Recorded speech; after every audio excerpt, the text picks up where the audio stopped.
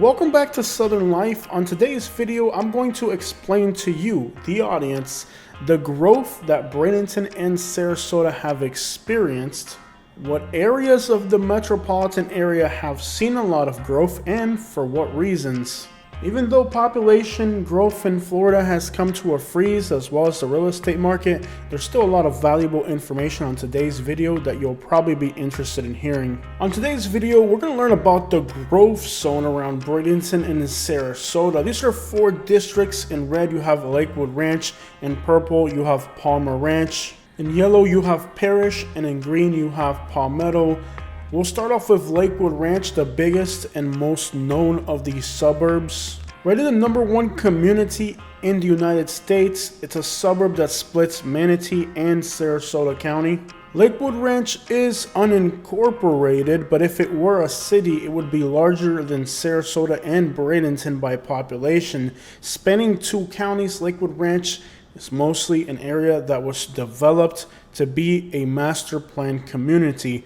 And while many people claim it's the best master plan community in the United States, I don't exactly agree with that. It seems that everywhere you look in Lakewood Ranch, there's something new going in, but there's a few things under the surface about Lakewood Ranch that most realtors won't tell you. This is Star Farms, one of the newest communities in Lakewood Ranch where a lot of people have moved to. It's actually quite diverse for being suburban. There's a noticeable black population here, which is kind of peculiar for a suburban area. Many years back, Lakewood Ranch was predominantly white, but today, many of the people that are moving into these communities are very diverse. Predominantly, a lot of African Americans from Bradenton and Sarasota are moving into these suburbs because the prices for a new home here are actually less than what an old rundown house in the inner city would cost. But what realtors forget to tell people is that internet signal here on your phone is really hit or miss. You're just too far from any towers to get any decent signal. Most of the gas stations and grocery stores being built here in this part of Lakewood Ranch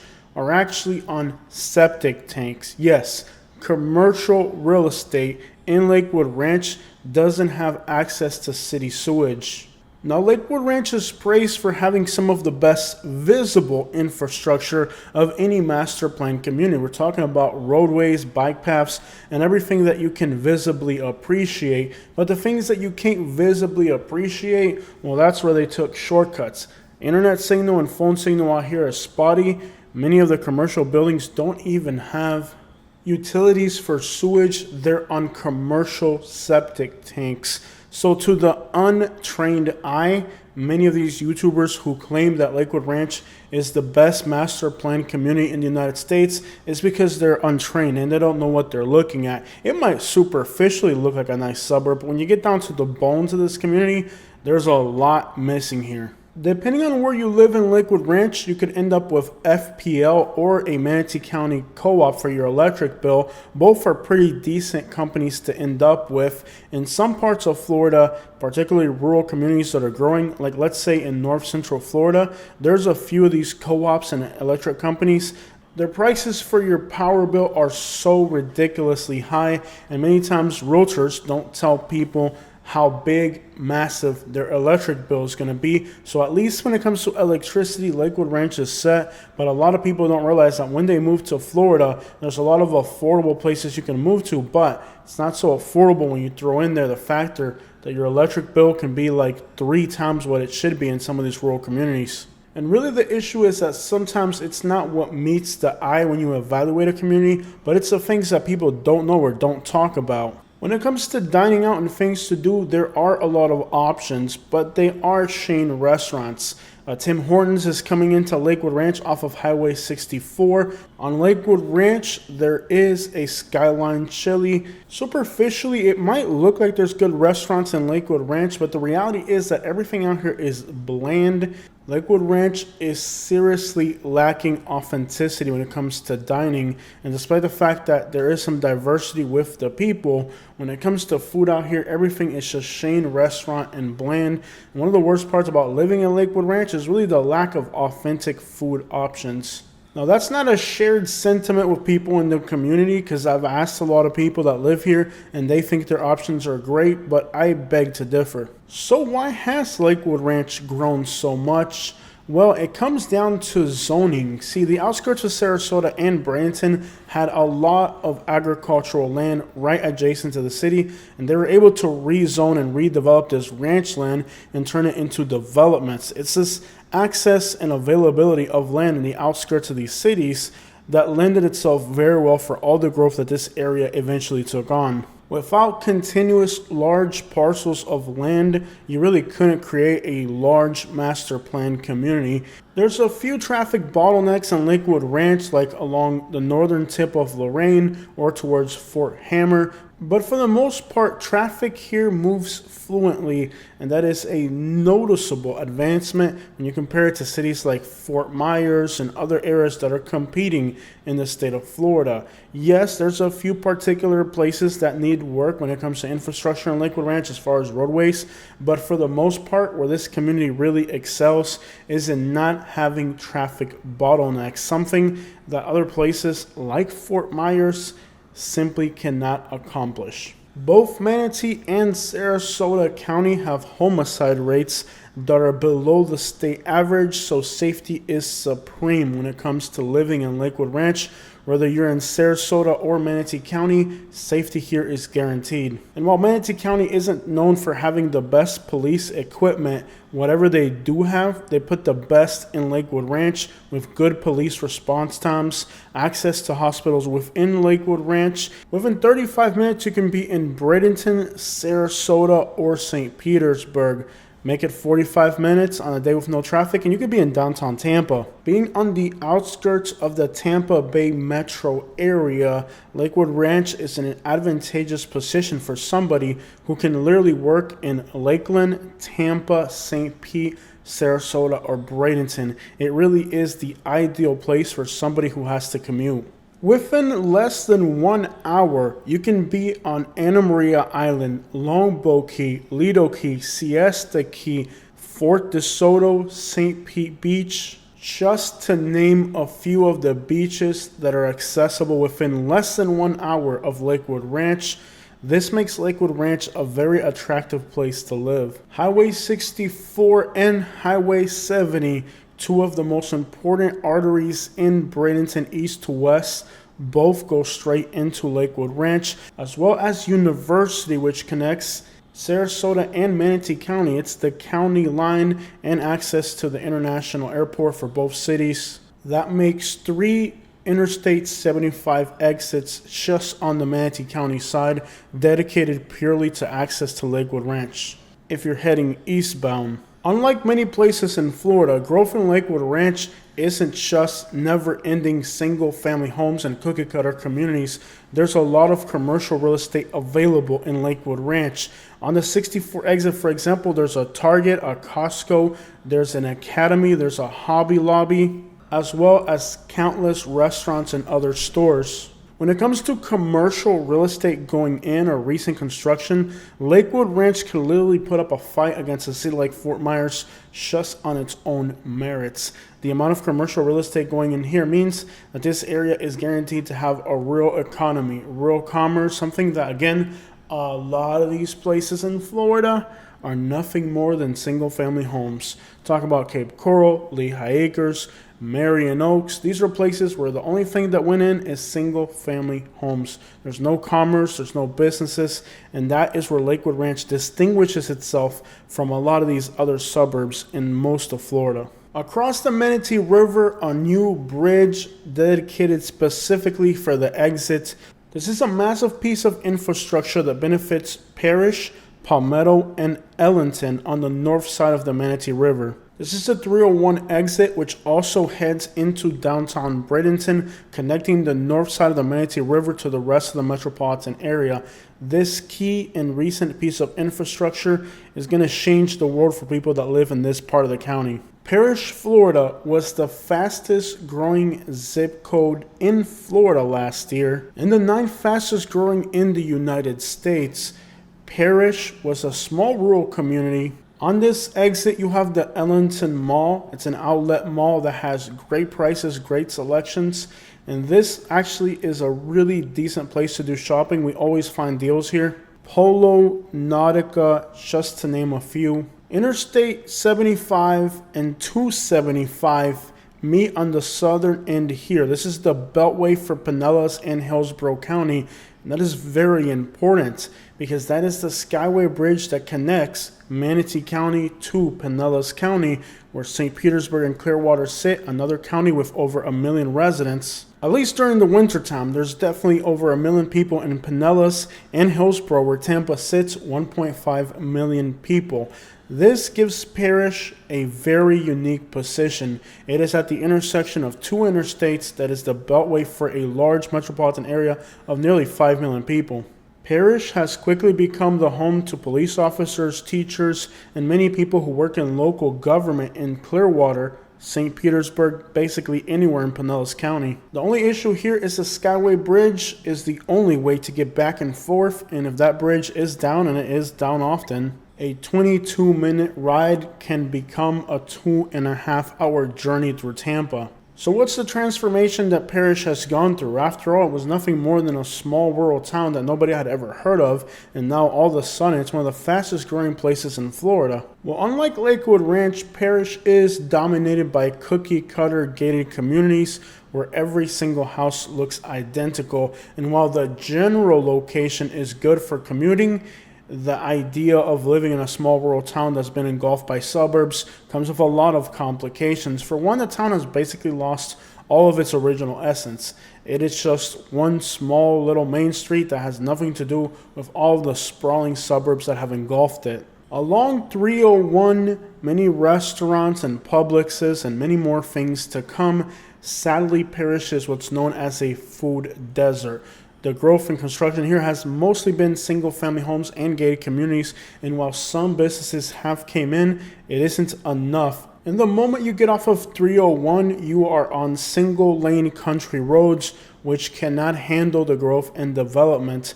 Unlike Lakewood Ranch, this is not a master plan community. In fact, it's the complete opposite. Now, I'm not trying to talk you out of moving to Parrish if this is what you're thinking, but there are some things you need to know. One, this isn't a master plan community like Lakewood Ranch. And while there are beautiful homes and beautiful communities in the area of Parrish, for the most part, this area is an absolute nightmare. Leaving your community and getting on a 2-lane highway can take you 15 minutes, and during peak hours, traffic is bumper to bumper, moving absolutely nowhere. It's almost like a miniature Fort Myers here when it comes to traffic congestion. It just wasn't planned out that well. Many of the people who bought these homes here only looked at the price tag. They looked at a house and they said, well, I can buy a house here for $350,000 that's brand new, or I can buy a house in the hood that's $350,000. I'm going to buy the new house. But what they didn't factor in is the fact that in the hood, you can get food across the street. And out here, it's a food desert, and many people are paying absurd amounts of money to have food delivered to them because traffic congestion is so bad that it becomes impractical for people to leave their homes to get food. It actually becomes more practical to have food delivered, which means that during the evenings when people are ordering food, the prices here for food delivery become outrageous. If phone signal in Lakewood Ranch is spotty, out here it's almost non-existent.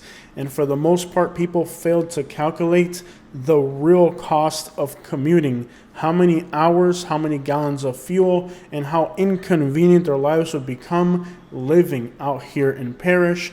And this has created suburban poverty. Not that people don't have good incomes, but their high incomes are not enough for their lifestyles and predominantly for their commute that they've created. Now, if you're retired and you find a few acres out here in Parrish, a nice home, go for it. If you're retired and are going to have food delivered to you all the time, go for it. But if you're a person buying a home out here with a large commute, you really got to calculate what it's actually going to cost you. Because I do feel that while a lot of people are able to afford not just the community, but also the commute, many people moving out here are really making a mistake because they're failing to calculate, well, the overall package. The home prices here are affordable. Like I said, new homes out here cost less than old houses in the inner city, and that may seem attractive, but many people are failing to see the entire package of living somewhere that is practically a food desert, an area that does not have infrastructure for roadways. There's definitely a few complications with Parrish that your realtor might have forgot to mention. The composition of the people out here is a good crowd. I Uber drive this area extensively, and I can tell you that the people that I meet out here are good, but they are not able to pay tips. People here are cash strapped. This is an area where maybe 1 in 10 people at most will tip you, because people here are really living economically in bad straits, despite the fact that their life may look prestigious. They have nice cars, they have a new community, paved roads, everything's brand new. Don't let that fool you. People out here are economically strapped, and it may not look like it from the outside, but if you know this area, you know what I'm talking about. I really do believe that a lot of these people fell for the dream of home ownership. Perhaps they thought they could never buy a home, and then they see these prices in Parrish and they went for it, but they forgot to look at the whole package. And well, to sum it up, there is a term for this. It's called being house poor, and that's what a lot of people living out here are. I think Parrish is a great option for people who are retired, and a difficult option for younger people and younger professionals. Now, does that mean you can't make it? I think if you're able to have the good health and the patience to deal with that commute, it is definitely for some people. But other people have really stretched themselves too far. I mean, in theory, I guess if I wanted to, I could accommodate my economy and be able to afford living out here. I wouldn't want a mortgage that high. I wouldn't want to put my living expenses that high. I mean, literally, you can rent an apartment in this area for like 60% less than the living cost of housing. Many people think that housing is a good investment. But when you consider the interest rates today, you forget that you could have a $4,000 or $5,000 mortgage, and probably less than $700 of that actually goes to principal. A lot of people have really been sold a dream that isn't real, and that's why you're seeing in these new communities sites like this. A bizarre site. This is a house in Star Farms that burnt down. Another bizarre site. This is in Ruskin, just north of Parrish. It's a very large house that looks like it's abandoned. It's got some roof damage from the hurricane. It's got the yard completely forgotten about. The easement's not being mowed here. This house, could it be abandoned? It could be, or could it just be neglected? It definitely is. But nonetheless, that's a very large house, and you have to scratch your head and wonder, you can afford a house that big, but then somehow now you can't take care of it. And well, sites like this are common all through southern Hillsborough and northern Manatee County. Signs that people may have kind of dug a hole for themselves economically. They created a debt ball that they couldn't control. They got expenses that were too high for them. And it's happening to a lot of people. Just people have made some bad decisions, and well, you can see it. Now, Parrish, for the most part, is no longer considered a small little country town like it was many years ago. It is now at the center of one of the biggest growth booms that's happening in Florida as of right now. And like I said, single family home construction right now in Florida, it's kind of iffy.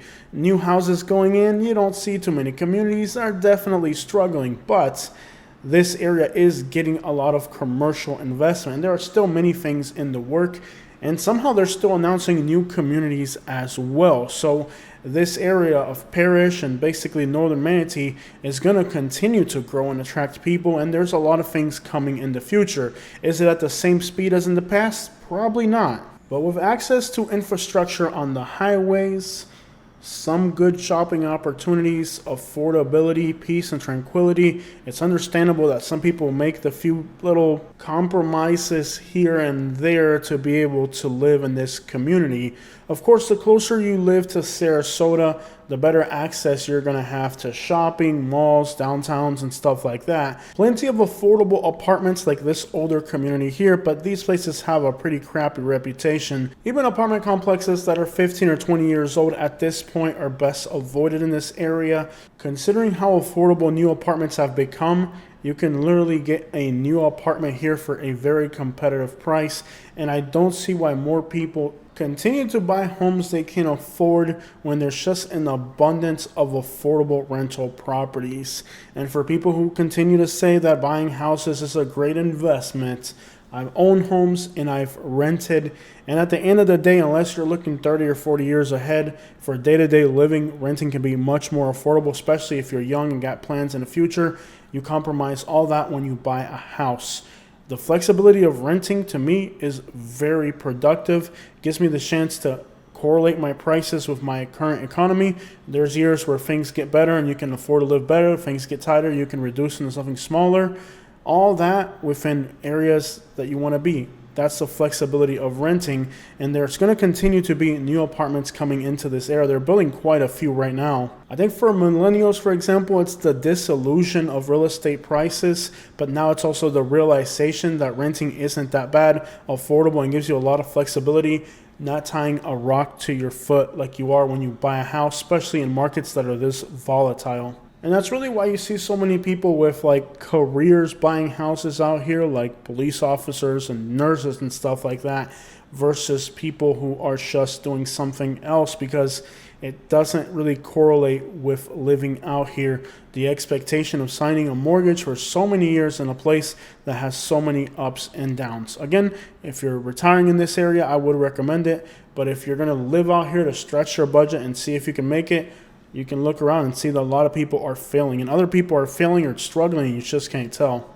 Parrish fills a very unique niche in the southern part of the state for affordability within access to a large metropolitan area. You can find a townhome or an apartment or something out here for less than $300,000, even new single-family homes, smaller ones at least. And that, within a large metropolitan area in the southern half of the state of Florida, simply doesn't exist. The reason why Parrish grew so much is because it fills a niche for affordability that the state of Florida needed. All that with the compromises that you're going to make with commuting and infrastructure. There's definitely some road infrastructure inadequacies out here, and turns, and nothing really makes sense, and it's not going to get any better as this area continues to grow. On the southern tip of Sarasota, you have Palmer Ranch. This is kind of between Sarasota and Venice. This area had a lot of land available. A lot of communities went in. And while it isn't exactly Sarasota, it isn't exactly Venice, Palmer Ranch is like something in the middle. This area has had a lot of growth, a lot of construction, and it gives you benefits that perhaps other parts like Lakewood Ranch don't give you. For one, you're closer to the beaches here. You're close to the water, and that's as much of an asset as it is a liability. Now, you can buy a new home in a gated community here within 15 to 20 minutes of the water. That doesn't exist in Parrish. It doesn't exist in Lakewood Ranch, but it does in the area of Palmer Ranch. Price tags are elevated. New home construction here starts at around $650,000. And being right on the edge of the water, Lakewood Ranch has one advantage, is that it's buffered from direct impacts of hurricane. This area here, it will get burned if a hurricane goes along the coastline because there's no buffer. You are the buffer. So this area has some great things about it and some not so great things about it. For those who are afraid of hurricanes, this area will definitely see some serious impact if a hurricane makes landfall along this coastline. The southern half of Sarasota is probably arguably the better side of Sarasota. You have easy access to that along US 41 and Interstate 75. You also have better access to Siesta Beach, which many people consider to be the best beach out of all beaches here in this area. Of course, that's up to personal opinion, but for those who consider Siesta Key to be the best beach, then you can buy a new home here within proximity to that beach. You go any more south than that and you end up in Northport. This area has been really popular with Europeans because of warm mineral springs, which many Europeans consider to be somewhat like the fountain of youth that the Spaniards were looking for. This has created kind of a significant European community in the southern half of Sarasota County. And well, there's a lot of nice communities here. A lot of them are gated, and those communities, prices are a little bit higher than Lakewood Ranch, but again, it's a little bit more luxurious, it's a little bit more coastal, it feels more exclusive, and you have better access to things like beaches and perhaps districts that are more authentic. Of course, Sarasota is limited when it comes to single-family home construction, and that's why Northport became one of the fastest growing places in the United States a while back, because there really wasn't any plotting for single-family home construction in the Sarasota area. All that got pushed into Northport, and that's why you have a disaster there right now, because after all, single-family home construction in Florida really leads to nothing more than food deserts. Palmer Ranch provides a good balance between commerce, beaches, new communities. You have a little bit of everything, and because the grid pattern there didn't exist, everything going in has to be within a community, which means people have access to more amenities and better utilities. But of course, today, Florida is in a peculiar situation where growth is no longer the norm, but actually there is a recession. Highlighted in green, the belt of growth wrapping around Bradenton and Sarasota.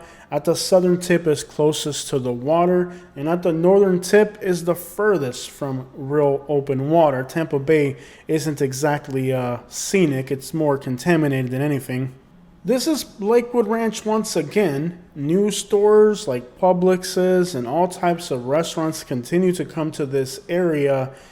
The people that live here like this community, and while the growth may come to a standstill, Lakewood Ranch continues to be a great and desirable community. At this point, I believe a lot of the construction projects that are taking place are just to accommodate the needs that this area has as far as infrastructure and as far as commerce needs, not so much to continue attracting new people here.